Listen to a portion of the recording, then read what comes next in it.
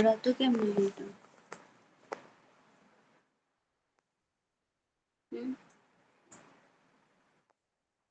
હે?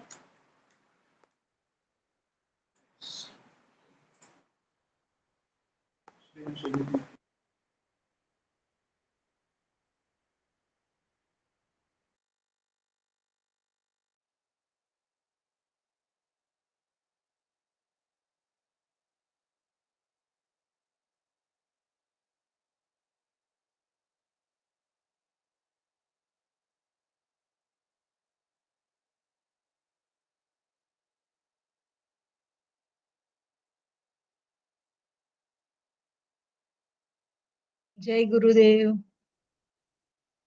જય ગુરુદેવ. ભારતીબેન આવી ગયા? હા, આવી ગયા, આવી ગયા. ઓકે ઓકે, સેશન શરૂ કરી દો, વાંધો નહીં. હા, આવો કરી અને શરૂ કરી દો. હા હા.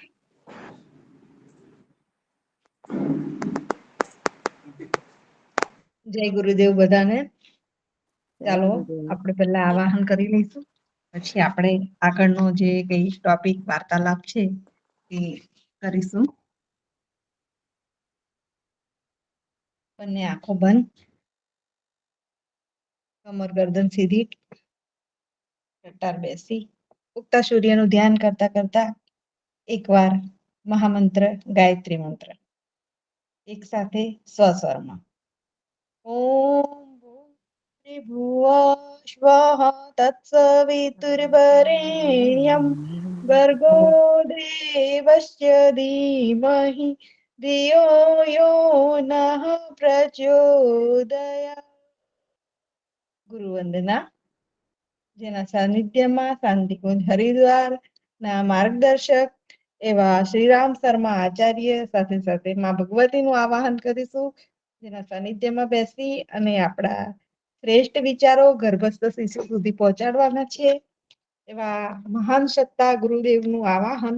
ઓમ ગુરુર બ્રહ્મા ગુરુર વિષ્ણુ ગુરુર્દેવો મહેશ્વર ગુરુ સાક્ષાત પરબ્રહ્મ તસ્મૈ શ્રી ગુરુવે નમઃ.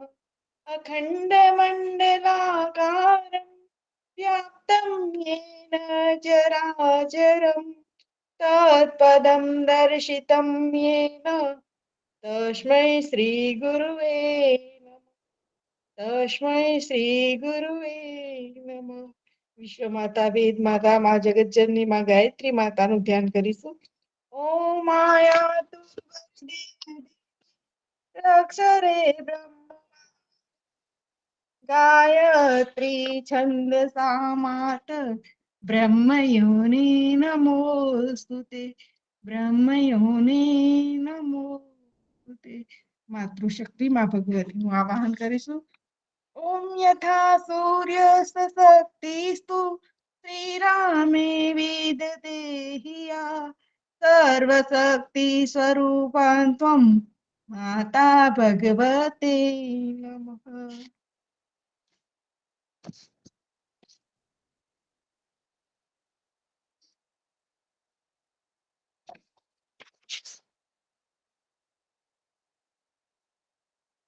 આવો ફરી એકવાર આજે આપણે મળ્યા છે બહુ સમય પછી. ઘણો બધો સમય વીતી ગયો. ઘણી બધી નવી માતાઓ પણ હવે તો આવી ગઈ હશે. કદાચ આ મુલાકાત પહેલી હશે એવું લાગે છે. ઘણા લોકો જૂના હશે, જાણતા હશે.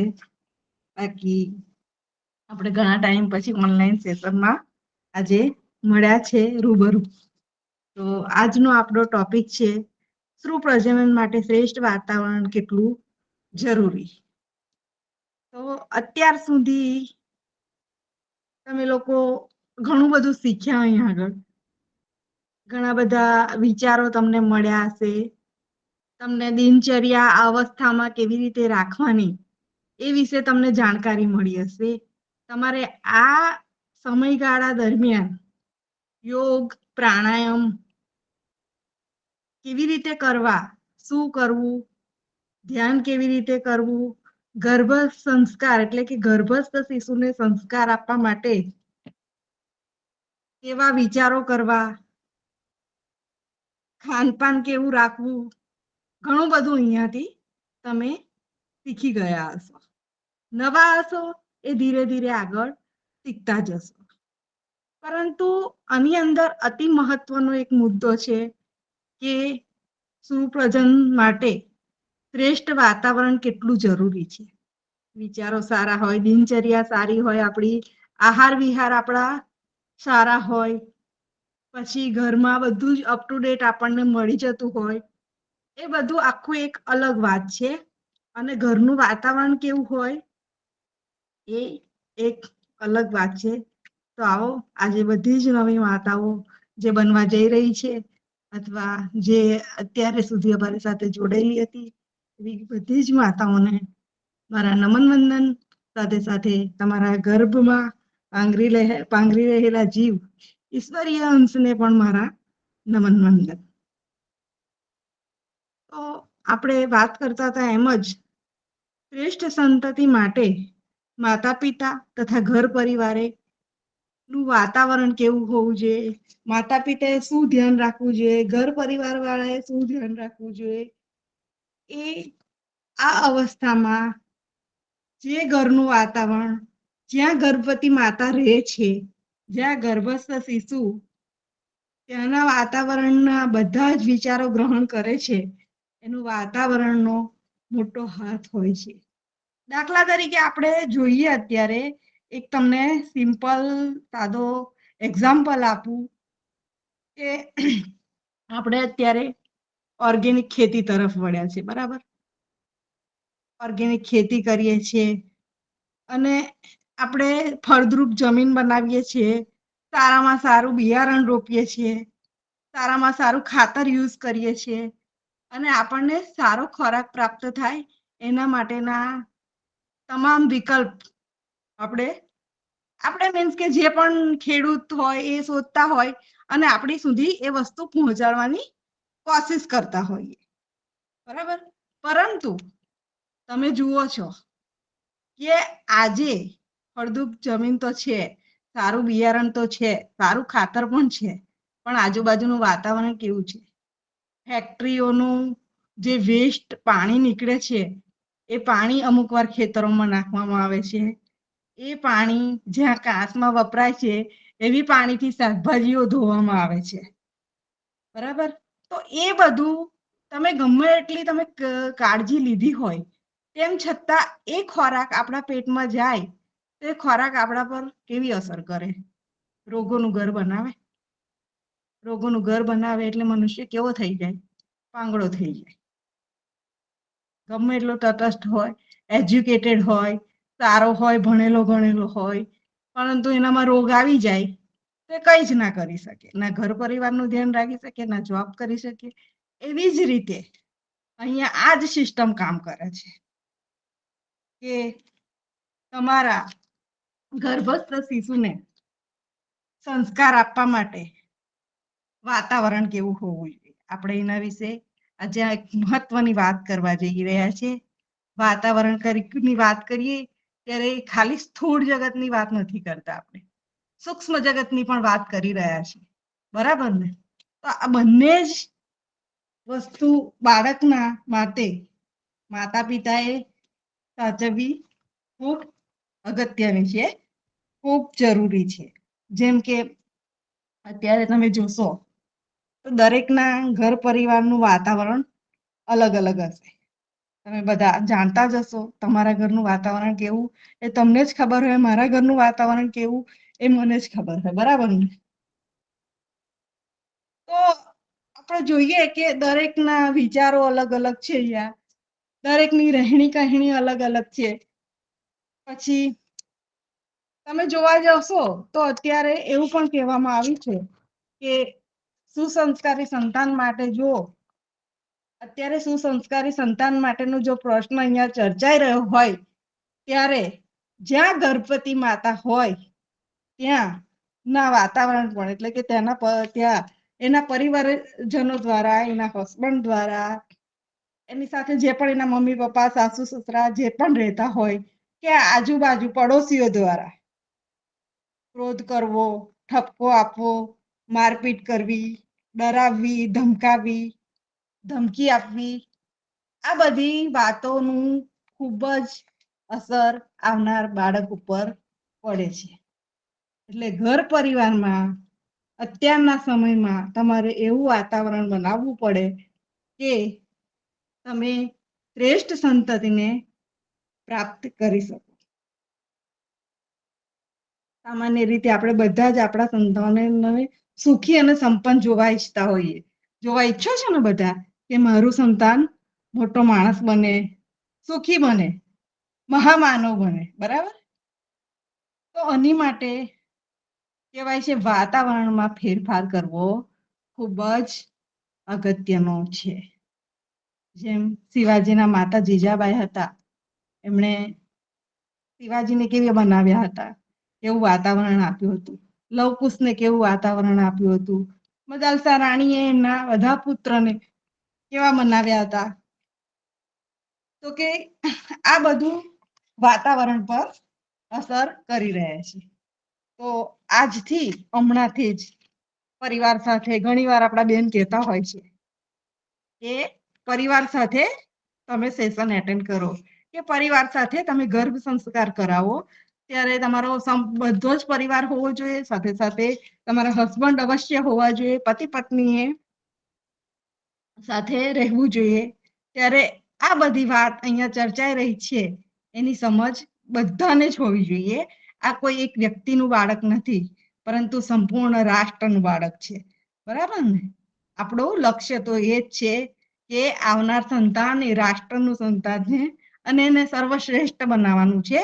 તો પતિ પત્નીનો પરસ્પરનો પ્રગાઢ પ્રેમ હોવો જોઈએ, એક તો એકબીજા પર વિશ્વાસ હોવો જોઈએ, એવું વાતાવરણ હોવું જોઈએ, એકબીજા પર સમર્પણ હોવું જોઈએ. આવું બધું થાય છે? જવાબ આપશો બધા? વાત કરીશું તો મજા આવશે. આવું વાતાવરણ છે આપણી પાસે, આપણી આજુબાજુ, આપણા ઘરમાં? હા છે. આ જ બધા વાતાવરણનું અસર આવનારા બાળક ઉપર પડે છે. એટલે ખાસ આ સમયમાં આવું વાતાવરણ બનાવવું ખૂબ એટલે ખૂબ અતિ જરૂરી હોય છે. એક વસ્તુ તમે વિચારો કે તમે તમારા ઘરની અંદર બેઠક રૂમ, રસોડું, ભોજન રૂમ, બેડરૂમ, સ્ટોર રૂમ અલગ હોય છે. એમાં રાખવાની વસ્તુઓ, એની સજાવટ વિશે આપણે ધ્યાનપૂર્વક એની સજાવટ કરતા હોય છે. મતલબમાં વિશેષ ધ્યાન આપતા હોય છે કે બીજા આકર્ષિત થાય મારું ઘર ને બધું જોઈને. તો પછી તમારે એક વસ્તુનું ખાસ નોટ કરવાની કે ભવનની સુંદરતા હોય પરંતુ ભાવના પ્રધાન પરિવાર ન હોય તો આરસ જડેલો મહેલ કે હીરા જડિત દ્વાર સંસ્કાર અને શાંતિ આપી શકશે નહીં, બરાબર ને? ભવન ગમે એટલો સુંદર હશે, હીરા જડિત તેનો દ્વાર હશે, પરંતુ પરિવારનું વાતાવરણ સારું નહીં હોય તો પરિવારમાં શાંતિ સ્થાપી શકાશે નહીં અને ભાવિ પેઢીનું નિર્માણ ખોખલું બનતું જશે. તો આ બધા મુદ્દા અવશ્ય આપણે ધ્યાનમાં રાખવા જોઈએ. તમે કદાચ વેલ સેટ છો, એજ્યુકેટેડ છો, સારા પરિવારમાં છો, એટલે તમારા ઘરનું વાતાવરણ અવશ્ય સારું હશે. હું માનું બધા જ સારા ઘરના લોકો છો, સારું વાતાવરણ હશે તો સરસ વાતાવરણ હશે જ તમારા ઘરનું. પણ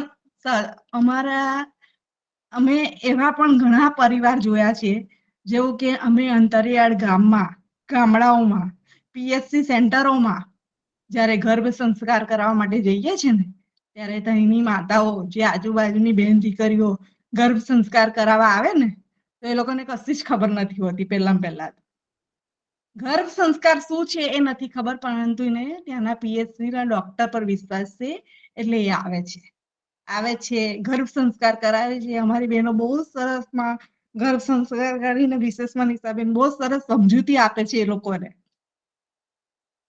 પછી અમે ઘણાના રિવ્યુ લઈએ છીએ, ફીડબેક લઈએ છીએ, એમના ઘરના વાતાવરણ વિશે પૂછીએ છીએ. ત્યારે ઘણી જગ્યાએ એવું પણ હોય કે જેનું વાતાવરણ એકદમ કેવું કે ઘરમાં વ્યસનો થતા હોય, પતિ મજૂરીથી આવ્યો હોય, એ પણ વ્યસની હોય, ઘરમાં મારપીટ થતી હોય, આવી અવસ્થામાં પણ એ લેડીઝોને મારપીટ થતી હોય. હું તો એક વસ્તુ તમને કહું કે આ ડોમેસ્ટિક વાયોલન્સ છે ને, આપણે એવું વિચારીએ ને કે ગરીબ ઘરમાં કે એવામાં જ થાય છે, પણ એવું નથી. સારા ઘરમાં બી થાય છે, પણ ત્યાં શું કરવામાં આવે છે? દબાવી દેવામાં આવે છે. એ વસ્તુ બહાર પાડવામાં નથી આવતી. જ્યારે નીચી કક્ષાના હોય, બેકવર્ડ એરિયાના લોકો હોય, એ લોકો શું સામસામે એકબીજાને ગમે એવું વર્તન કરે, વાતચીત કરે, એટલે આપણે એ વસ્તુ ઉભરીને જોવા મળે છે. બાકી ડોમેસ્ટિક વાયોલન્સ ઘણી જગ્યાએ થતું હોય. તો આ બધી વસ્તુઓ આ અવસ્થા દરમિયાન ન હોવી જોઈએ. એ જ સમજણ આલવાની, પરિવાર સાથે બેસાડવાનું કારણ આટલું જ છે. તો કે શું હોવું જોઈએ? તો કે સંસ્કારવાન સંતાન માટે કુટુંબમાં ધર્મ પરાયણતા હોવી જોઈએ, કે ધર્મ હોવો જોઈએ. આપણી સંસ્કૃતિને ઉજાગર કરે એવો, અને અમુક નીતિ નિયમો પરિવાર તેમજ માતા પિતાએ પાડવા જોઈએ. તો એના વિશે આજે આપણે થોડી ચર્ચા કરીશું. તો કે આપણે આગળ વાત કરીએ એમ કે બેડરૂમ, સ્ટોરરૂમ તો સરસ સજાવી દઈએ છીએ, પણ આપણે એક વસ્તુ વિચાર કે આપણા નાનકડા ઘરની અંદર તમામ સાધન સગવડો છે, એની સાથે સાથે એક સાધનાનો રૂમ છે. કેટલાના ત્યાં છે? ચાલો બોલો, માઇક અનમ્યુટ કરીને. નહીં તો હાથ રાઈઝ કરો. સાધનાનો રૂમ છે, હા બરાબર. તો આપણે હિન્દુ પરિવારમાંથી છે, એટલે લગભગ બધાની ત્યાં આ રૂમ હશે જ. પૂજા પાઠ માટે એક અલગ વ્યવસ્થા કરવામાં આવી હશે. ત્યાં આપણા સરસ ઈષ્ટદેવનો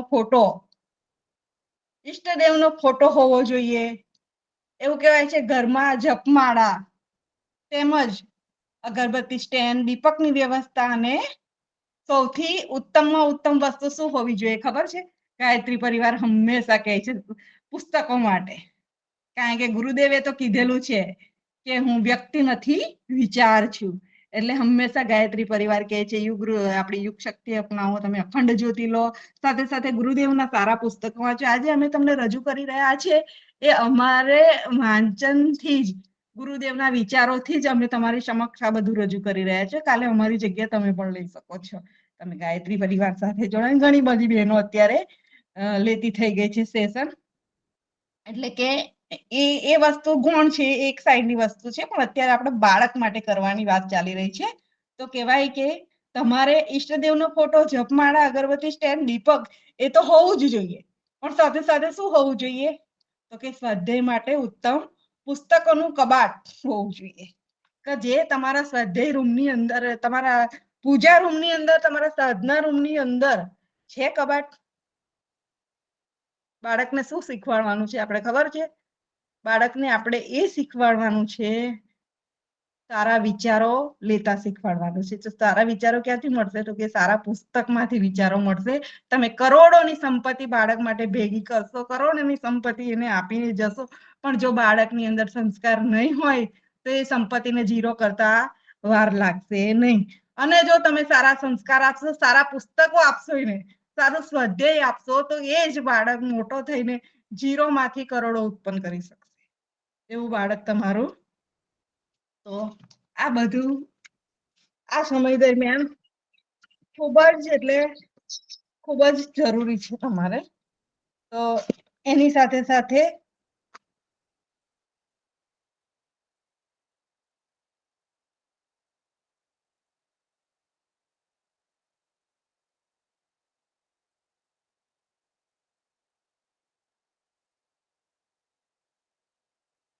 સોરી, વચ્ચે એક કોલ આવી ગયો એટલે ડિસ્ટર્બન્સ આવી ગયું થોડું. સોરી.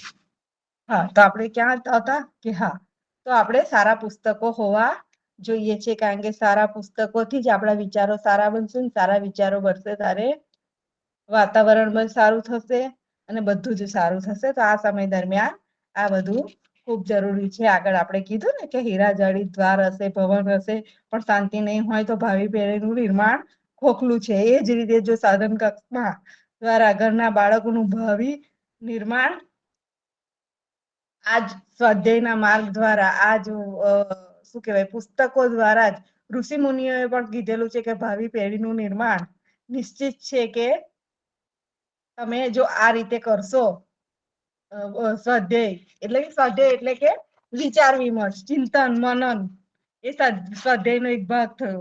તો કેવી રીતે? તો કે વાંચી અને એના પર વિચાર કરો તો એક વાતાવરણ બને. અને અત્યારે બધાને જ ખબર છે કે જે બોલીએ યુનિવર્સમાં આપણા દિવ્યામાં સરસ એવું ધ્યાન કરાવે ત્યારે કહે છે ને કે યુનિવર્સમાં આપણા બધા શબ્દો ગુંજે છે અને એ જ શબ્દો આપણી પાસે પાછા આવે છે. એટલે આપણે વિચારવાનું કે હવે આપણે કેવું વિચારવું છે, શું કરવું છે, કેવું વાતાવરણ બનાવવું છે. એની સાથે સાથે મેં તમને કીધું તું ઘર પરિવાર અને ઘરના સભ્યોએ શું શું ધ્યાન આપવાનું. તો કે આપણે પહેલો ટોપિક લઈએ તો કે પતિ પત્નીએ પૂરા પ્રેમ ભરેલું વર્તન એકબીજા પર રાખવું પડશે. પહેલામાં પહેલું તો અગર કોઈ કારણસર તમારે એકબીજા સાથે વિરોધ હોય તો પણ ગર્ભાધાન ના આગમન એટલે આ તો ગર્ભાધાનથી શરૂઆત કરવાની હોય, પણ આપણે તો અત્યારે ગર્ભવતીના સેશન લઈ રહ્યા છે.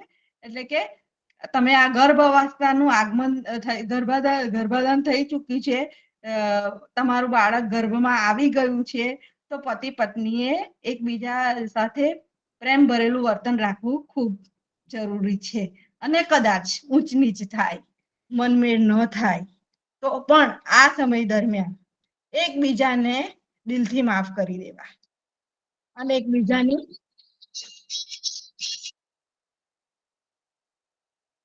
અરે યાર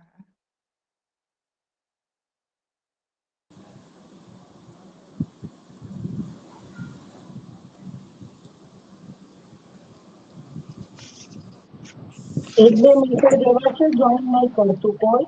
હવે 4:30 થાય, 4:30, 4:45 થાય અને પછી તમે તાસ કરવા પાસે જોઈન થાવ તો કોઈ ના કરે ને પછી જોઈન. કારણ એનો સમય છે ને, આ સમય મળવાની એવી કંઈ ના હોય છે. અને જે હલો બાળક છે તો એ પછી હલો કેટલા બધા અભ્યાસ કરે. એટલે ટાઈમસર જોડાવાનું રાખો. એટલે કદાચ વચ્ચે તમને રિંગ એની કોઈ નહીં આવતી હશે ભારતીબેન. હા હા અરે મને કોલ આવી જાય છે ને વચ્ચે વચ્ચે તો મારથી લીવ થઈ જવાય છે. લગભગ મારામાં કઈ દેખાતું નથી અને હું બોલું છું ને અવાજ કદાચ તમને સંભળાતો નહીં હોય. ખબર નહીં પછી સંભળાય છે હું બોલું છું તે?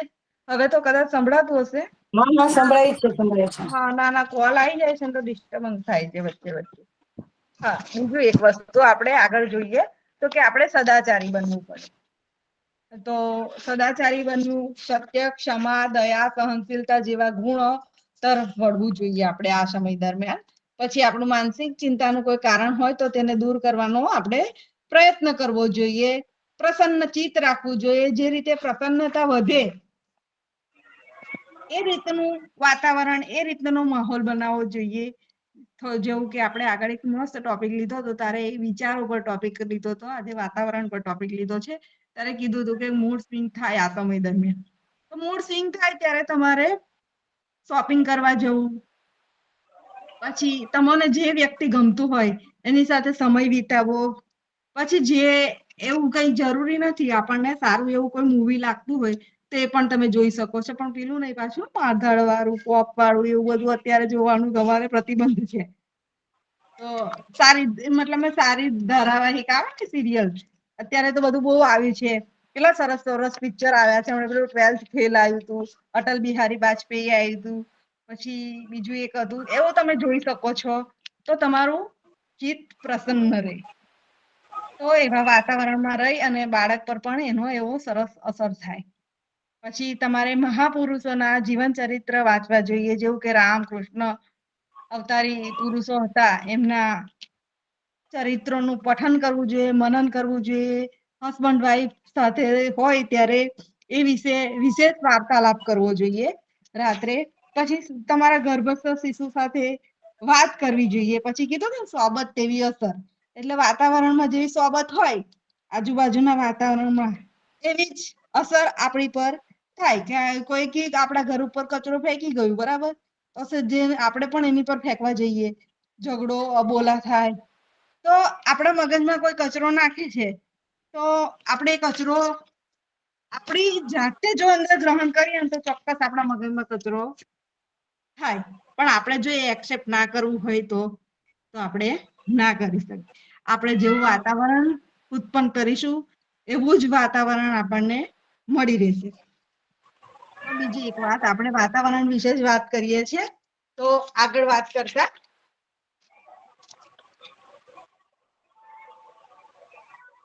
તમને એક સ્ટોરી કહું. હવે વાતાવરણની શું અસર થાય છે, કેટલા પ્રમાણમાં અસર થાય છે, એ તમે સમજવાની કોશિશ કરજો. શ્રવણ હતા, શ્રવણને બધા જાણો જ છો. શ્રેષ્ઠમાં શ્રેષ્ઠ દીકરો હતો કે સારામાં સારો કોઈ માતા પુત્ર ઈચ્છતી હોય. આપણે અહીંયા પુત્ર પુત્રીની નથી જતા, પણ એક એક્ઝામ્પલ આપું છું. તો પુત્ર ઈચ્છતી હોય તો શું વિચારે માતા, કે મારો પુત્ર શ્રવણ જેવો હોવો જોઈએ, એવું વિચારે ને. તો શ્રવણ તો માતા પિતાની ખૂબ જ સેવા કરતા હતા, સારા હતા, પરંતુ તેમ છતાં પણ એમનું વાતાવરણ પર અસર થઈ હતી. કેવી રીતે? એકવાર એમના માતા પિતાને યાત્રા કરાવવા માટે કાવડમાં લઈને જતા હતા શ્રવણ કુમાર. તો એક જગ્યા હતી, ત્યાંથી એ પાસ થઈ રહ્યા હતા. તો એમના મનની અંદર એક વિચાર ઉત્પન્ન થયો કે મારા મા બાપ મતલબ આંધળા છે, એ દેખી નથી શકતા, ચાલી તો શકે જ છે ને, તો હું આ ખોટો ભાર ઉચકીને કેમ ચાલું છું? એવું શ્રવણની મનની અંદર એવો વિચાર ઉત્પન્ન થયો. ત્યારે એમણે એમના માતા પિતાને કીધું, તમે કાવડમાંથી ઉતરી જાઓ અને તમે ચાલી અને આવો મારી સાથે. તમે દેખી નથી શકતા, ચાલી તો શકો છો, મને પકડી અને ચાલી લો, મારે આટલો બધો ભાર સહન કરવાની કોઈ જરૂરિયાત જ નથી. એમના માતા પિતાને એમ ઘણું દુઃખ થયું. એ સાથે જ એમના પિતા તો શું કહેવાય, પેલા બ્રહ્મ જ્ઞાની હતા, એટલે એમણે કીધું કે તમે 2-3 ડગલા આગળ ચાલો હજી, પછી અમે નીચે ઉતરી જઈએ છીએ. જ્યારે શ્રવણકુમાર 2-3 ડગલા આગળ ચાલ્યા, ત્યારે પછી શ્રવણકુમારને એકદમ એમના સિદ્ધાંતો મુજબ અફસોસ થયો કે મેં મારા માતા પિતાને એવું કીધું. તો પછી એમણે એમના માતા પિતાની માફી માંગી કે મને માફ કરી દો, મને ભૂલ થઈ ગઈ કે મેં તમને એવું કીધું કે તમે ચાલી શકો છો, તમે તો આંધળા છો, ચાલી તો શકો છો ને. ત્યારે એમના પપ્પાએ કીધું, પિતાશ્રીએ, કે બેટા એમાં તમારો વાંક નથી, પણ અહીંયા જે જમીન છે ને, એ જે 2 ભાઈઓની હતી, તે આ જમીન માટે લડાઈ કરી રહ્યા હતા. એ લડાઈ કરી રહ્યા હતા જમીન માટે, એની એ વાતાવરણની અહીંયા અસર છે આજની તારીખમાં, એટલે તારા મગજમાં આ વિચાર આવ્યો. આ સાચી સ્ટોરી છે. તો વિચારો, આ વાતાવરણની આટલી અસર જો થતી હોય શ્રવણકુમાર જેવા વ્યક્તિ ઉપર, તો આપણે તો એક સામાન્ય માણસ. એટલે આ દરમિયાન આપણા ઘરનું વાતાવરણ કેવું રાખવું, એ તમે હવે આજથી વિચાર કરી લો. દિનચર્યા, ખાનપાન, ગર્ભસ્થ શિશુ સાથે વાર્તાલાપ, ખોરાક, આહાર વિહાર, સાથે સાથે યોગ વ્યાયામ, સાથે સાથે વાતાવરણ પણ ખૂબ જ જરૂરી છે. એવી જ રીતે મહર્ષિ અરવિંદ, મહર્ષિ અરવિંદનું નામ સાંભળેલું છે બધાએ? જે કોટડીમાં એમને પૂરવામાં આવ્યા હતા, મતલબ કારાગૃહમાં રાખવામાં આવ્યા હતા, ત્યાંથી એમને ત્યાં એ ધ્યાન, તપ, જપ કરતા હતા. જ્યારે એ કોટડીમાંથી એમને બહાર કાઢવામાં આવ્યા અને ત્યાં એક હત્યારાને મૂકવામાં આવ્યો ને, તો એનું વાતાવરણ એટલું પ્રભાવિત થઈ ગયું હતું યોગ, પ્રાણાયામ, ધ્યાન, જપથી. એ હત્યારો પણ સુધરી ગયો અને એ પણ યોગ, તપ, ધ્યાન, જપ, પ્રાણાયામ વગેરે કરવા લાગ્યો. તો કે આ વ્યક્તિનું વ્યક્તિત્વ જો વાતાવરણ બદલી શકતું હોય, તો આપણે આપણા ઘરનું વાતાવરણ એવું બનાવીએ કે આપણું કુળ પવિત્ર થઈ જાય અને આપણે મા તરીકે આપણે કૃતાર્થ અનુભવ કરીએ કે મારું બાળક આવું છે, અને આપણી વસુંધરા, આપણી ધરતી સૌભાગ્યશાળી બની જાય. એવું બાળક આપણે એ પ્રમાણેનું વાતાવરણ કરીએ તો આપણને એવું બાળક પેદા થાય. આપણા ઘરે પણ એવા ઈશ્વરીય અંશનું આગમન થાય. તો પછી આપણે એક વાર્તા લઈએ તો કે કયાધુ પણ નારદ મુનિના આશ્રમમાં રહેતા હતા. અને તમને બધાને ખબર જ છે કે પ્રહલાદનો દાખલો તમે બધા જાણતા જ હશો. એ પણ કેવા ભક્ત પ્રહલાદનો જન્મ થયો, જે રાક્ષસ કુળમાં હતા, તેમ છતાંય ભક્તિભાવ વાળા અને તત્વજ્ઞાની મહાત્માનો એક મહાત્મા બનવાની જે ઈચ્છા હતી એના માતાની એ બનાવી શક્યા. તો આ બધું થાય છે વાતાવરણના લીધે. એવું કહેવાય છે કે તમારા શરીરની અંદર ઉત્પન્ન થતી ધાતુઓના અણુઓમાં પણ એ જ વિચારો અને સંસ્કારોની સ્થાપના થાય છે કે એ ધાતુના મિલનથી જ આવા સંસ્કાર એટલે મતલબ કે તમે જેવું વિચારો છો એવી જ ધાતુ તમારા શરીરમાં ઉત્પન્ન થાય છે અને એવા જ વિચારો વાળું બાળક તમે બનાવો છો. એના ગુણ, કર્મ, સ્વભાવ તમે જેવા બનાવવા માંગતા હોય એવા તમે બનાવી શકો, પણ ક્યારે? તો તમે આ બધી વસ્તુઓનું ધ્યાન રાખો. એટલે કહેવાય છે બાળકનું તમારા ગર્ભસ્થ શિશુનું તમે જ્યારે પણ ડોક્ટર પાસે જાઓ તો તમને કેવું છે કેવું નહીં એ બધું જ જણાવી દેશે. એનું મતલબ એના ધબકારા સારી રીતે ચાલે છે, એને હાથ પગમાં કોઈ ખોડ-ખાપણ નથી, એ બધું જ ડોક્ટર તમને કહી દેશે. પણ બાળકનું મન કેવું છે એ કોઈ જ ડોક્ટર કહી શકશે નહીં. એ બધું ક્યાંથી આવશે? તો કે આપણે આધ્યાત્મિક સાથે જોડાયેલા રહીશું. આ રીતે દરેકના માર્ગદર્શન સાથે આગળ વધીશું ત્યારે આપણા બાળકની અંદર આ બધી વસ્તુઓ ચોક્કસપણે આપણને જોવા મળશે. અષ્ટવક્ર હતા આપણને ખબર કે 8 અંગ એમના વાંકા હતા એટલે વક્ર નામ પડ્યું એમનું. પરંતુ એ બ્રહ્મજ્ઞાની થશે, બરાબર? એ બ્રહ્મજ્ઞાની બનશે એવું કોઈને ખબર હતી? અષ્ટવક્ર બ્રહ્મજ્ઞાની બનશે એવી કોઈને ખબર હતી? તો કે ના, કોઈને જે ખબર નથી. તો આવી બધી નાની નાની બાબતો વાતાવરણ પર અસર કરે છે. તો આજનું થયું આપણું આ વાતાવરણ વિશે કેવો પ્રભાવ પડે વ્યક્તિત્વ પર, આપણા પર, ગર્ભસ્થ શિશુ પર, એ આપણે જાણ્યું. હવે આપણે કોશિશ કરીશું કે આપણી આજુબાજુનું વાતાવરણ, આપણા ઘરનું વાતાવરણ સારું બનાવીશું. જેની સાથે આપણો મનમેળ નથી એની સાથે મનમેળ કરવાની કોશિશ કરીશું. અને ગાયત્રી મંત્ર આપણે અવશ્ય કરીશું. ગાયત્રી મંત્ર કરવાથી સદબુદ્ધિ આપણને આપોઆપ આવે છે અને આપણે કયા માર્ગે ચાલવું છે એનો માર્ગ આપણો આગળનો મોકળો બનતો જાય છે. આપણે સારા માર્ગ પર ચાલી શકીએ છીએ. આપણને ઘણું બધું પ્રાપ્ત થાય છે, બરાબર? તો આ થયું આપણું વાતાવરણ. તો આપણે આગળ વાત કરીએ એમ કે આપણો પૂજાનો રૂમ કેવો હોવો જોઈએ. તો એના પરથી જ આજે પ્રાર્થના સાથે ગર્ભ સંવાદ લઈશું. બાળક માટે એક પ્રાર્થના કરીશું. આ પ્રાર્થના આજે અહીંયા કરવામાં આવે છે એ રોજ સવારે તમારે તમારા બાળક માટે કરવાની છે. નિત્ય પૂજામાં સામેલ કરી દેવાની છે, બરાબર ને? કરશો ને બધા? હા. ઓકે. તો આપણે પ્રાર્થના કરીશું. પહેલા તો તમારે જે રીતે બેસતા હોય એ રીતે, મતલબ તમને જે સુટેબલ થતી હોય પોઝિશન, એ પોઝિશન તમારી લઈ લો. કારણ કે પ્રાર્થના જ એક એવો સેતુ છે જેના દ્વારા મનુષ્ય ઈશ્વર સાથે સીધું સંપર્ક સાધી શકે છે. જ્યારે તમારા સંતાનની ઉત્પત્તિની વાત આવે ત્યારે પ્રાર્થના વિના દિવ્ય ગુણ વાળું સંતાન જન્મી જ કેવી રીતે શકે? વિચારો તમે કે સ્વામી વિવેકાનંદે પણ એવું કીધું છે કે પ્રાર્થના વિના આ શરીર દ્વારા ઉત્પન્ન થયેલું બાળક બોજ સમાન છે. એટલે હંમેશા તમને આપણે શું કહેવાય સેશન ચાલુ કરીએ, કદાચ પ્રોફેશનલ લોકો આ રીતે નહીં જતા હોય, પણ આપણે આધ્યાત્મિક દ્રષ્ટિએથી ગર્ભ સંસ્કાર કરાવવા જઈ રહ્યા છે તો આપણે શરૂઆતમાં પ્રાર્થના અવશ્ય કરીએ છીએ, પછી જ આપણું સેશન ચાલુ થાય છે. એના બધા નાના નાના કારણો જ આ છે કે પ્રાર્થનાથી જ સારું બાળક ઉત્પન્ન થઈ શકે છે. બાકી શ્રાપ સમાન છે. આ પરથી આપણે અંદાજો લગાવી શકીએ કે પ્રાર્થના વગર જન્મેલું બાળક આ દુનિયામાં અભિશ્રાપ છે અને પ્રાર્થના દ્વારા જન્મેલું બાળક પરિવાર અને વિશ્વ માટે કલ્યાણરૂપ તેમજ હિતકારી સાબિત થાય છે. તો આવો આજે આપણે પ્રાર્થના કરીશું. ઈશ્વરીય સત્તાને પ્રાર્થના કરીશું. કમર ગરદન સીધી કરી લેશું અથવા તમને જે રીતે ફાવે એ પોઝિશન લઈ લેશો.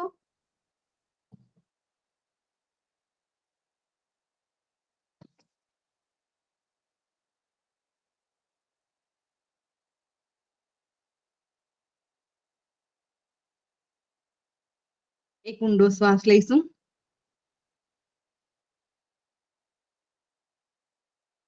ધીમે ધીમે શ્વાસ બહાર કાઢીશું.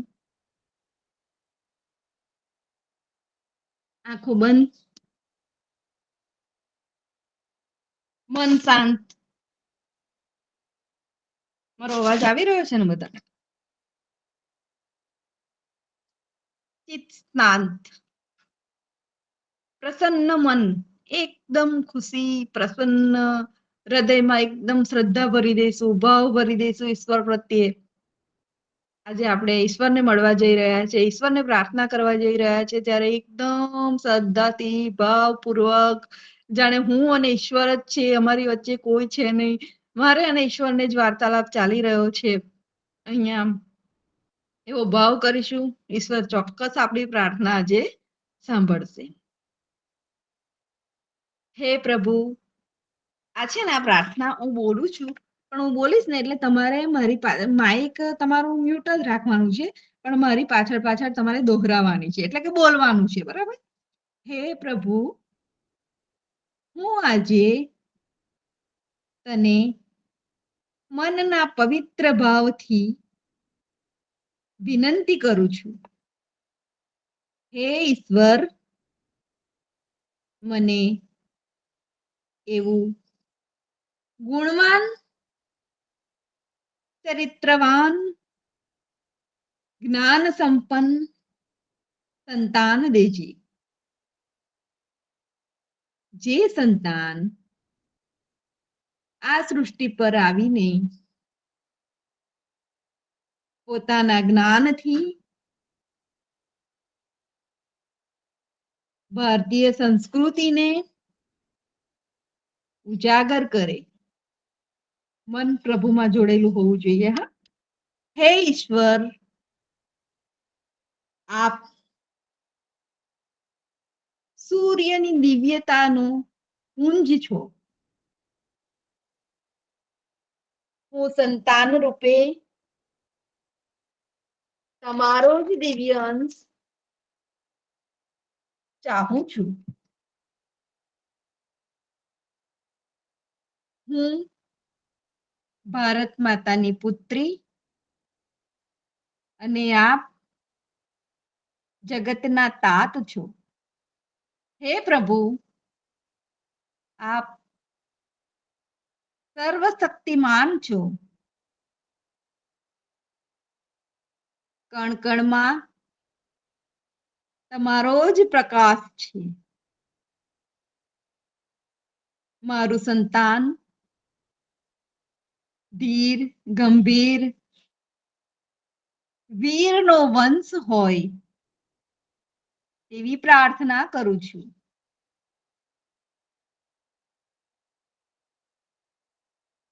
હે પરમાત્મા, તે મને માતૃત્વનું વરદાન આપ્યું છે. તેનો મને આજે પાર આનંદ છે. હે પ્રભુ, તમે લાખો માતાઓમાંથી મને જ પસંદ કરી, તે માટે આપનો ખરા હૃદયથી આભાર. મારી કુખમાં એક નવા જીવનને હું પાલી શકું એટલો મારા પર વિશ્વાસ કર્યો. એક નવા જીવને જન્મ આપવાની આ પૃથ્વી પરની ઘટનાનો મને માધ્યમ બનાવ્યું. એના માટે હે પરમપિતા પરમાત્મા, હે ઈશ્વરીય શક્તિ, હે માં ભગવતી, હે માં કુળદેવતી, હે પ્રભુ, હે ઈષ્ટદેવ, એના માટે મારો કણ કણ તમારો આભારી છે, આભારી છે, આભારી છે. ઓમ શાંતિ શાંતિ શાંતિ. બંને હાથ આપસમાં ઘર્ષણ કરી આંખો પર લગાવો. તમારા મુખારવિંદ પર લગાવશો તેમજ તમારા ગર્ભ પર એટલે કે તમારા ગર્ભસ્થ શિશુને ભગવાનના આશીર્વાદ પ્રાપ્ત થઈ રહ્યા હોય એ મુજબ વાલથી તમારા પેટ ઉપર જાણે બાળકને હાથમાં લઈને વાલ કરી રહ્યા હોય એ રીતે વાલથી એના પર પણ હાથ પ્રસરાવશો. આમ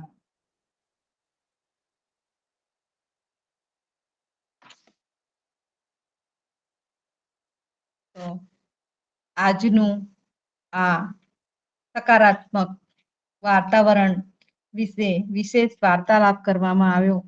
એમાં આપને કઈ તમારા તરફથી કઈ જાણવાની ઈચ્છા હોય, કઈ કહેવાની ઈચ્છા હોય, કઈ પ્રશ્ન હોય તો આપ કરી શકો છો.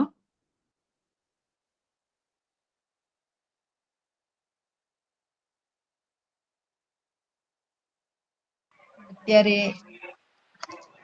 અમારી સાથે ગયા વર્ષ અને એના પહેલા જે ગર્ભવતી માતાઓ બની ગઈ, જે તમારા જેવી જ રેગ્યુલર સેશન એટેન્ડ કરતી, રેગ્યુલર અહીંયાથી કયા મુજબ જે પણ કાર્ય આપે, જે પણ હોમવર્ક આપે એ કરતી માતાઓ, એમના ગર્ભસ્થ શિશુ પર એ વાતાવરણનું શું પોઝિટિવ અસર પડ્યો એ તમારે જોવા જેવો હતો.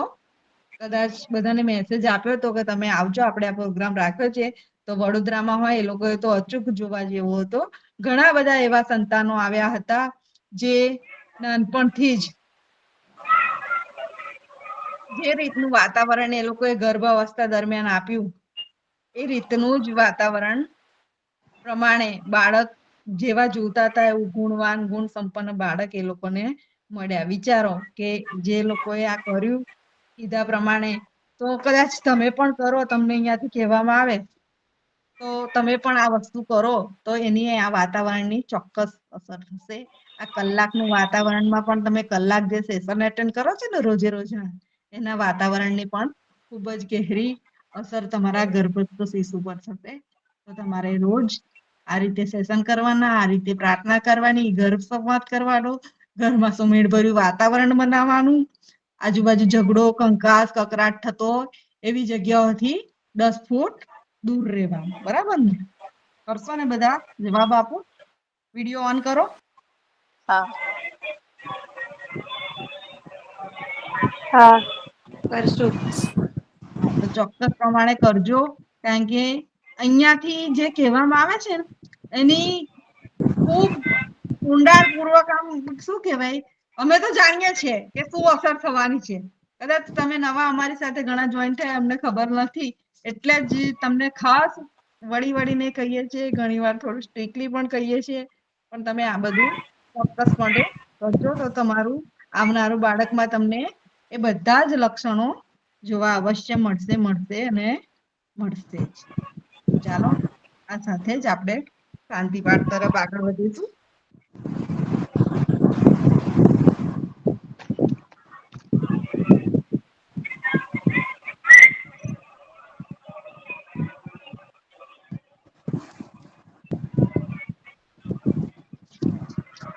કોઈને કોઈ પ્રશ્ન? કેવું લાગ્યું આજનું સેશન? સારું લાગ્યું.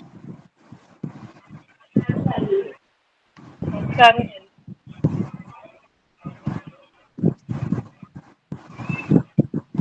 તો આવો અત્ર તત્ર સર્વત્ર શાંતિની સ્થાપના થાય એ સાથે જ આપણે શાંતિ પાઠ કરીશું.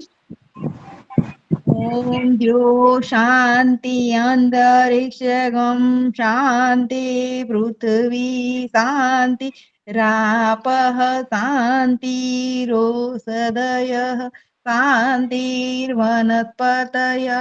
શાંતિ વિશ્વે દેવાः શાંતિ બ્રહ્મ શાંતિ સર્વગમ શાંતિ શાંતિરેવ શાંતિ સામા શાંતિરેધિ ઓમ શાંતિ શાંતિ શાંતિ સર્વારિષ્ટસુ શાંતિર્ભવતુ. સર્વને જય ગુરુદેવ. આજ તમે જે ફીડબેક અમારો આપો છો ને એ તમે ગ્રુપમાં પણ આપજો, જેથી કરીને બીજી માતાઓ પણ જોઈન થવાની પ્રેરણા મળતી રહે એ લોકોને પણ. અને એમના ગર્ભસ્થ શિશુને પણ આ બધું જ મળતું રહે. આંગળી ચીધ્યાનું પણ પુણ્ય છે, તો ચોક્કસ તમારો ફીડબેક આપજો. જય ગુરુદેવ બધાને. પ્રશ્ન પૂછવા માટે જય મેસેજ કર્યો ગુરુદેવ. હતો. એક મિનિટ, દિવ્યામાં કઈ કહેવા માંગે છે. જય ગુરુદેવ. બેટા કોઈ એક પ્રશ્ન પૂછ્યો હતો, કોકને હેન્ડ રેઝ કર્યો હતો, તો એને પ્રશ્ન પૂછ્યો હતો, તો કોણ છે જો તો.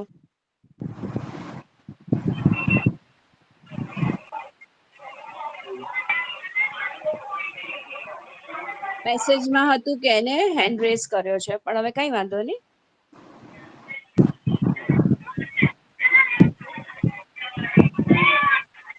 ચાલો, સરસ સરસ. આપણે રોજે બધા ધ્યાન કરજો, સવાર બપોર સાંજ જ્યારે સમય મળે 1-1 મિનિટનું ધ્યાન, 2-2 મિનિટનું ધ્યાન. ધ્યાનમાં બધું જ લઈ લેજો જે સમજાવવામાં આવ્યું છે. મારું ઘરનું વાતાવરણ સરસ બની રહ્યું છે, બધા મને સહયોગ કરી રહ્યા છે, હું બધાને સહયોગ કરી રહી છું, બધા મને પ્રેમ કરી રહ્યા છે. મારું ઘરનું ભલે નાનું અમથું ઘર છે, પણ સ્વર્ગ જેવું સુંદર સુખ આપવા વાળું ઘર છે. એવી મનોભાવ બનાવતા રહેજો, વાતાવરણ બનાવતા રહેજો. ભોજન ખાઓ, પ્રાર્થના કરો. ભલે ચટણી રોટલો ખાઈએ છીએ, પણ ભાવ કરીશું કે મારા બાળકને પુષ્ટ બનાવવા વાળું, તુષ્ટિ પુષ્ટિ અને સંતુષ્ટિ આપવા વાળું દિવ્ય ભોજન, નાનું સંવાદ, નાનું નાનું ધ્યાન, સંગીત, આંખો બંધ કરી આપણા ભાવોને, આપણા વાતાવરણને એ પ્રમાણેના આપણે પોતે સેલ્ફ ચાર્જિંગ કરતા રહેવાનું. બધું જ પોઝિટિવ છે, બધું જ સારું છે, બધા જ સારા છે. ખૂબ મજા આવે છે, ખૂબ આનંદ છે. તકલીફો ગમે એટલી હોય, પણ એને આપણે ડાયલ્યુટ કરી દઈશું તો આપણું વાતાવરણ, આપણા મનોભાવ, આપણું ચિંતન, આપણું ચરિત્ર, ચરિત્ર એટલે સ્વભાવ, વર્તન, વાતાવરણની અંદર આપણો એક મનોયોગ સરસ બનતો જશે. જ્યારે પણ ઠીક લાગે સરસ ધ્યાન મુદ્રામાં બેસવું અને ધ્યાન કરવું. વાતાવરણથી દૂર થવાનો પ્રયત્ન કરવાનો. ચિંતા શોક આવે, ફરી મુદ્રા લગાવવાની, 1-1 મિનિટનું ધ્યાન કરવાનું, જેથી કરીને આપણે બધા વિષાદમાંથી, ચિંતાઓમાંથી બહાર નીકળી જઈશું. અને ગરમી ખૂબ છે, વારંવાર ખૂબ પાણી પીશું, ફુદીના વાળું, પગમાં માટીનો લેપ લગાડીશું, જેથી કરીને ગરમી મસ્તિષ્કમાં ના ચડે એનું આપણે ખૂબ ધ્યાન રાખીશું. તો આવા સરસ ભારતીબેને આપણને ખૂબ સરસ સમજાવ્યું, સાદી ભાષામાં, સરળ ભાષામાં. તો ડાયરીમાં આજે લખજો કે આજે મને શું સારું લાગ્યું. ડાયરી લેખન ચોક્કસ કરજો બેન. તો બસ આ ભાવ સાથે આપ સર્વને જય ગુરુદેવ. જય ગુરુદેવ. ભારતીબેન જય ગુરુદેવ. જય ગુરુદેવ. જય ગુરુદેવ.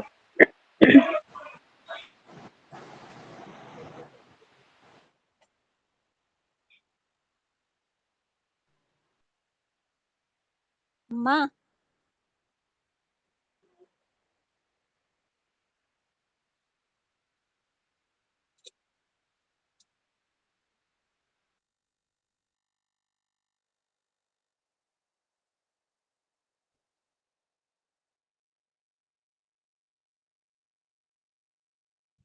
કોઈ કશું બોલ્યું?